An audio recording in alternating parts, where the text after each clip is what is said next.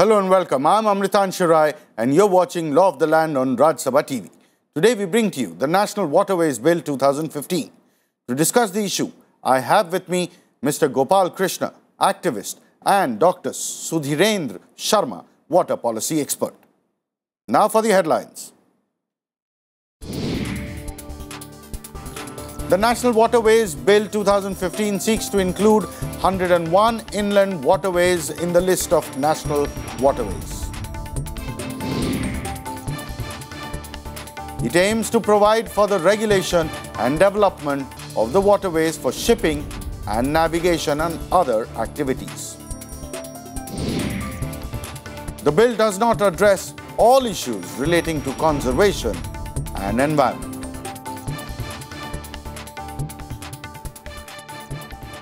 The National Waterways Bill 2015 seeks to make provisions for existing national waterways and to include certain inland waterways in the list of national waterways. It also aims to provide for the regulation and development of the waterways for matters like shipping and navigation and other activities.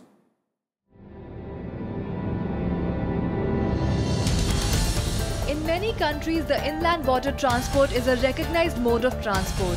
But when compared to road and rail sectors, the required investment has not been made in this sector. Now the government seeks to change that through the National Waterways Bill 2015. The bill recognizes the need to develop inland waterways, so it has identified 101 new inland waterways to be declared as national waterways for shipping and navigation purpose. It has a lot of benefits in terms of economy because it can reach materials and many things to remote areas where there are no sufficient road or rail transportation possible, and large amount of materials can be moved in over a shorter distances, over a shorter period of time to those places. So benefits is quite a bit. According to the bill, inland water transport is considered fuel efficient. It is cost effective, especially in case of bulk goods, hazardous goods and over-dimensional cargoes. It is also considered environment friendly.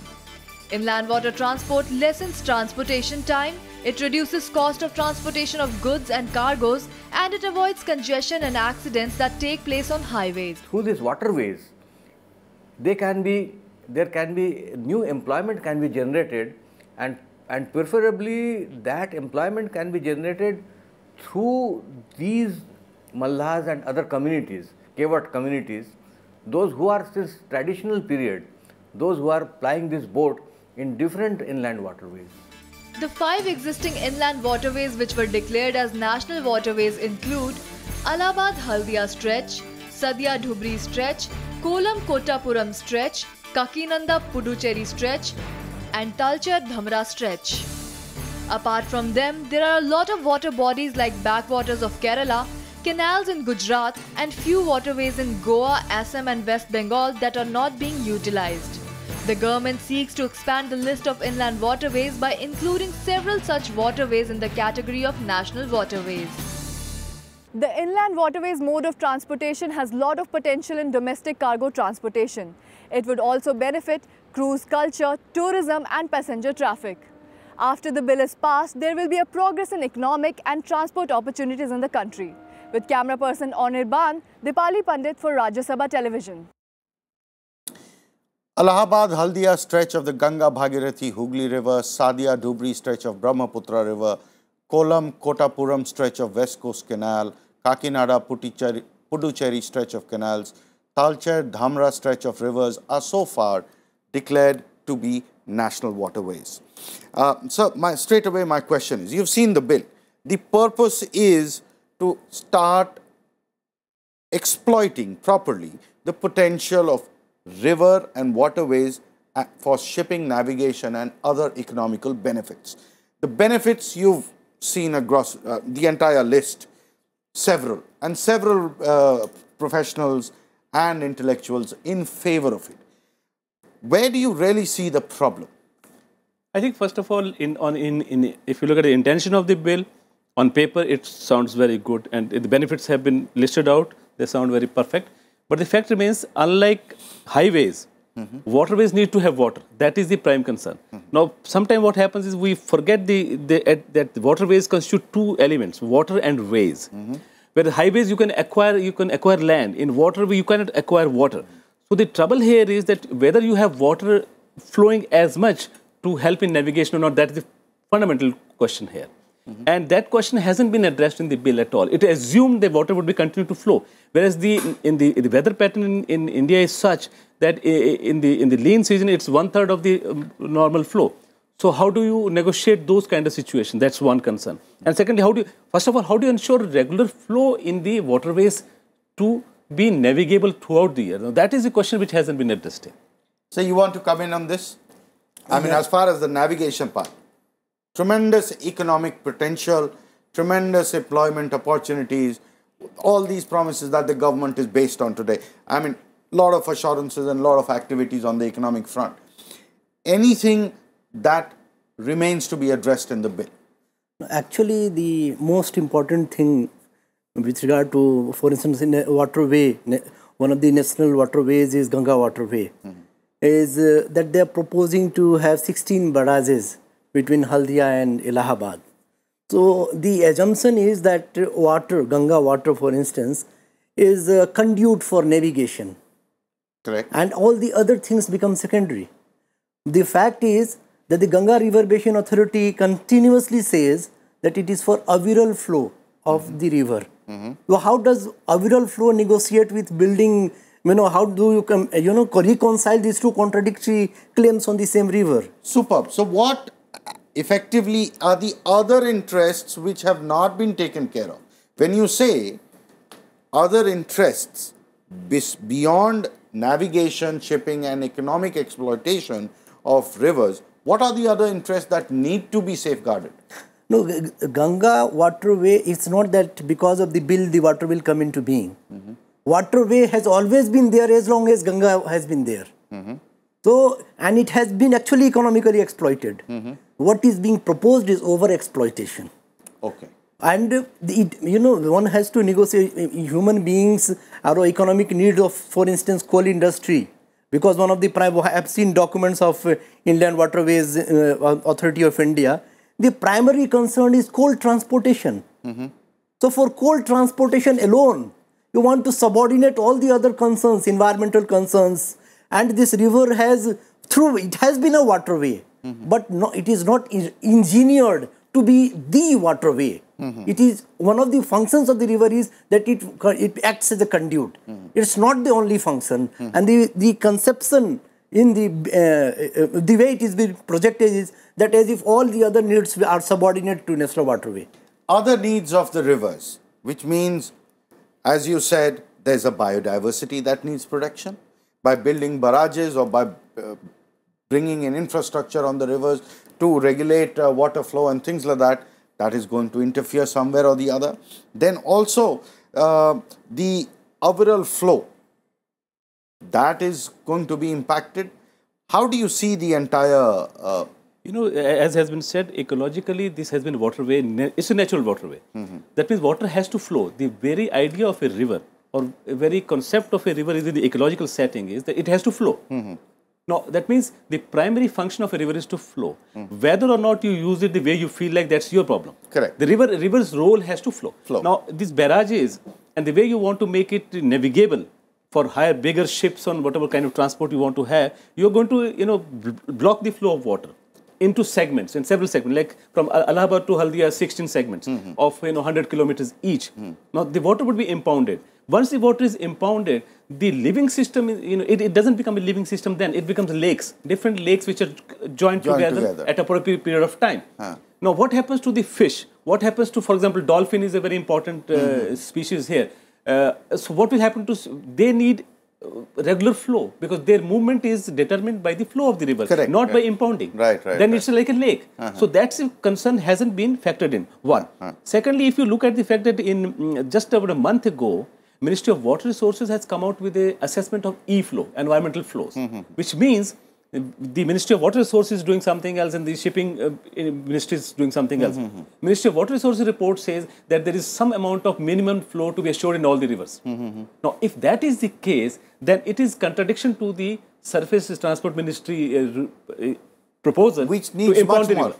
Now, how do you reconcile those contradictions? Now, within the two ministries, I think there is no dialogue or discussions on what are the concerns at root level. There is a Ganga rejuvenation, for example, and there is a you want to make it waterways. Now, these the issues haven't been reconciled in both the ministries. So what you're essentially trying to say is that these are two different departments, one for rejuvenation and the other for exploitation. And the infrastructure is the same, or the resources the same. And that is where the conflict is, and both are not talking to each other. Not talking. That's true. Yes, sir, you wanted to add something. No, I wanted to say that it has generally been said that water transport will be cheaper, but the environmental cost will be higher.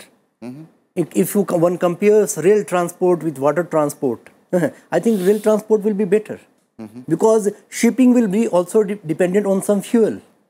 Correct. So I think that cost benefit, if it is undertaken, in fact, we had written to Government of India as a eminent citizens panel had written a letter, a statement of concern underlying the problems which barrages create. In fact, we have experience of barrage in Kosi Basin. So, and in fact, we know that they, when they are saying that they will dredge silt from. Yes. So one of the concerns raised is that maybe there is a there is a lobby which wants to do riverbed mining to take away sand, gravel for the construction industry, and the construction industry is hungry for sand. Yes. And they don't acknowledge the fact that rivers also have a right over their own sand. And if there is no sand in river, there will be no river. Correct. So I think those concerns are being subordinated. Right. Time for us to head into a break. When we come back, we will tell you more about the identified inland waterways for development.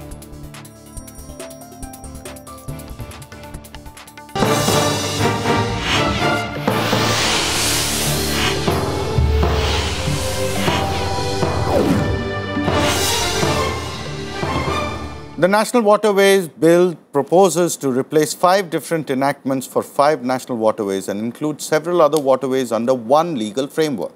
The bill repeals the 5 acts that declare the existing national waterways.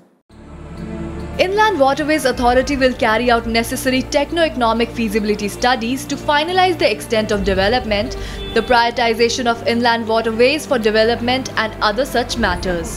The Inland Waterways Authority of India would also look into matters that are related to regulation and development of inland waterways for the purpose of shipping and navigation.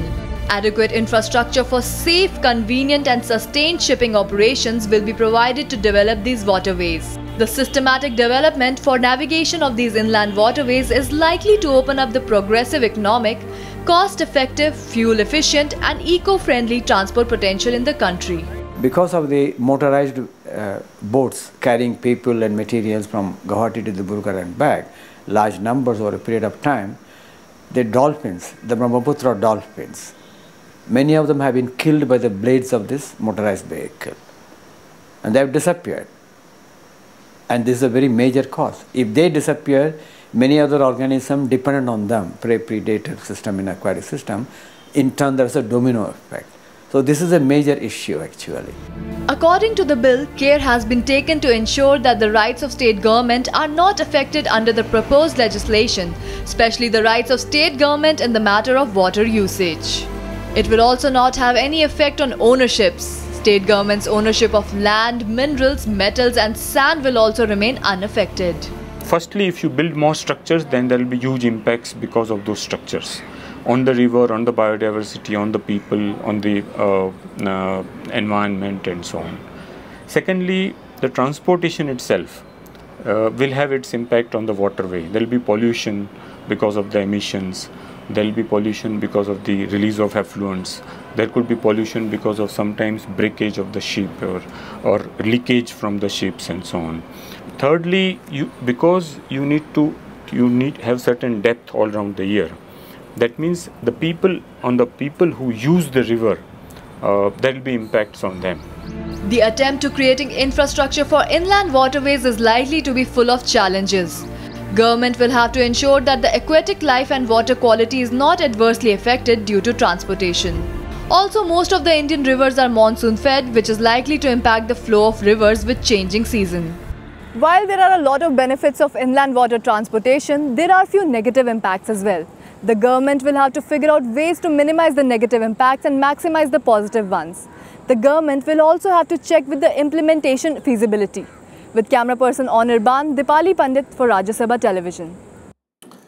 Almost all major and minor river systems have been included in the proposed list of national waterways. Just to point out a few, you've got the Yamuna River, West Coast Canal, Vainganga, the Son River, the Sabarmati River, the Subarnekha River, the Sundarban Waterways, Punpun River, Narmada River, Kumari River, Damodar River Valley, Chambal River, even the Indira Gandhi Canal, and also the Thane-Mumbai Waterway. Almost all, including 101 waterways, have been brought into this ambit. So sooner or later, this has created a legal framework for navigation and shipping on all these water systems. So if today it is Ganga, which will see 16 barrages, then over the coming several years or decades, you will see almost all rivers being utilized in the same manner.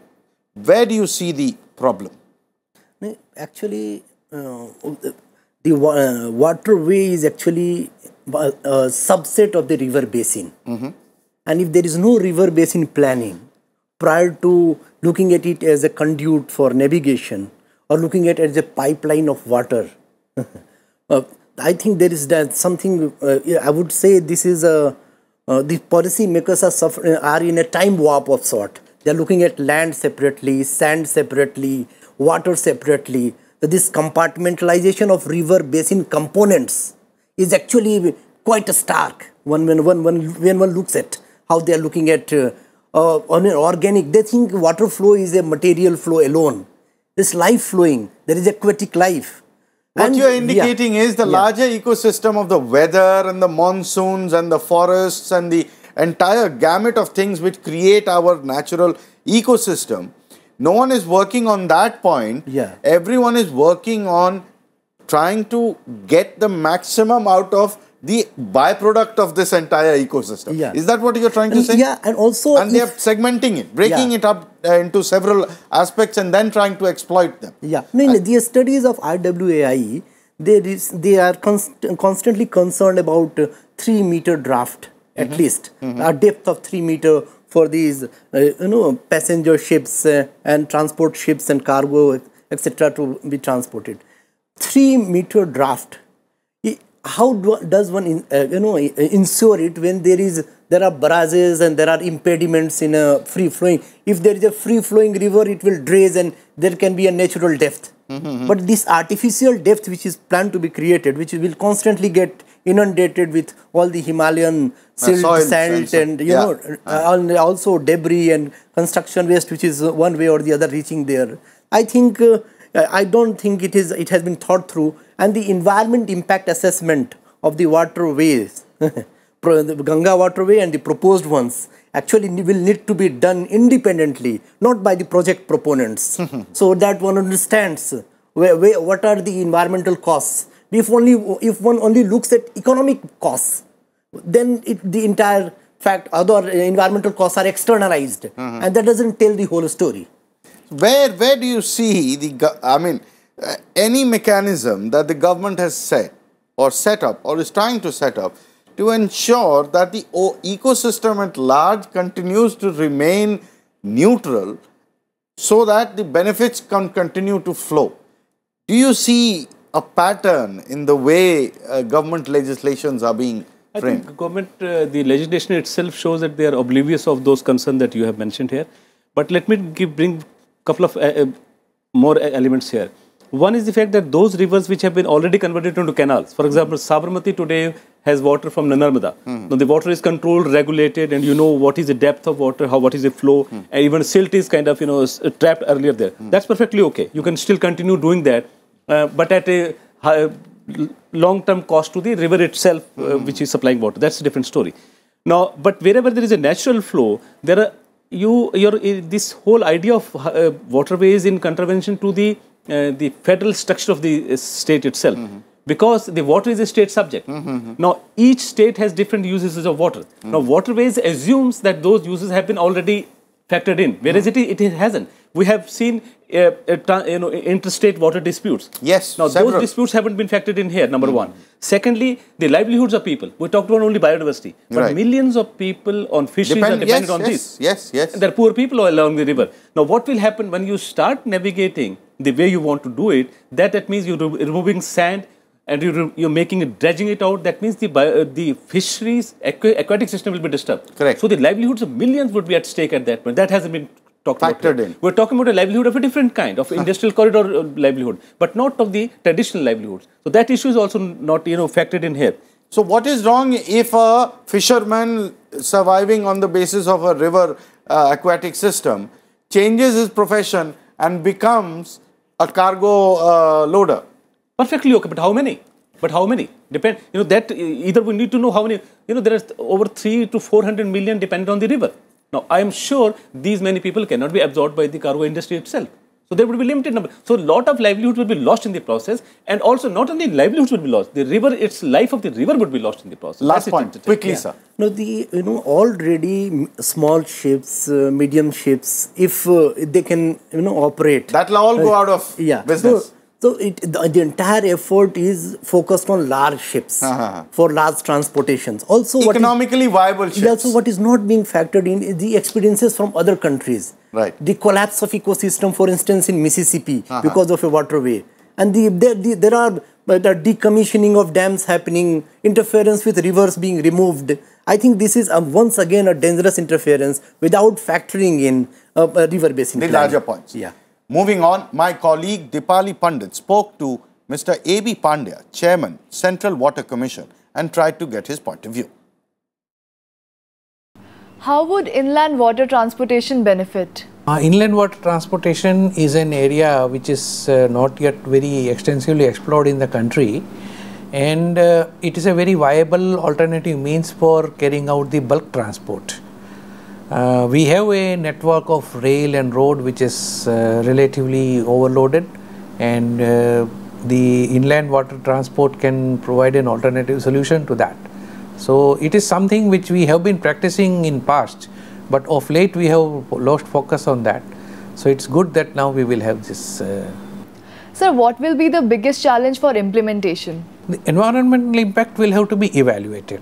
It has not yet been very systematically evaluated because we haven't been able to come up with a very concrete proposal.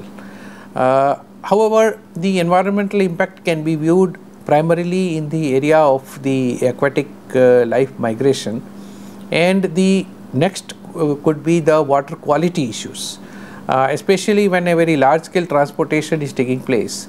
Then there can be some kind of mishaps also. There can also be some kind of spillages of oil or some other products. For such things, the management policies and management strategies will have to be in place so that any such kind of a disasters can be avoided to provide ill effects to the environment in the river. Management of the water quality in the river, in view of the fact that we not only have the pollution that may be coming up through the inland water transportation area, but the pollution, untreated pollution that may be going into the river, that may also create a hazard by way of oxidation ponds when we reduce the velocity in order to carry out the depths required for the water transportation. So these areas need some attention. But then these areas are something which are amenable to the engineering solutions. There are always means and structures that are required which can be planned, and if they are operated in that particular fashion, then these areas can be minimized to the great extent possible. Thank you, sir, for joining us on this discussion. It's time for us to end the show. You can email your suggestions and comments to law.rstv@gmail.com. You can also watch our shows on the RSTV page of YouTube. We'll be back with a new issue and a new episode. Keep watching Lok Sabha TV.